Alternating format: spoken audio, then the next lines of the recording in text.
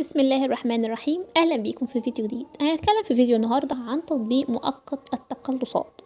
التطبيق ده مساحته 8.9 ميجا بايت واكتر من 500 الف عملية تحميل.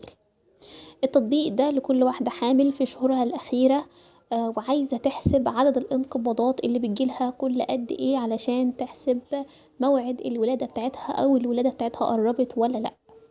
التطبيق ده بتقدري ان انتي تحسبي الانقباضات دي والوقت بيناتهم قد ايه، بحيث ان انتي تحسبي اذا كان الوقت ده هو الوقت المفروض تذهبي فيه الى المستشفى علشان تولدي ولا لسه بدري على موعد الولادة.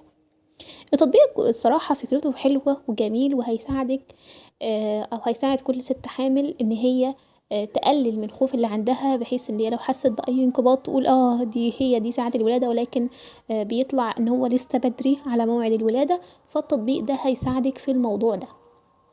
زي ما قلنا التطبيق فكرته جميلة وكويس جدا.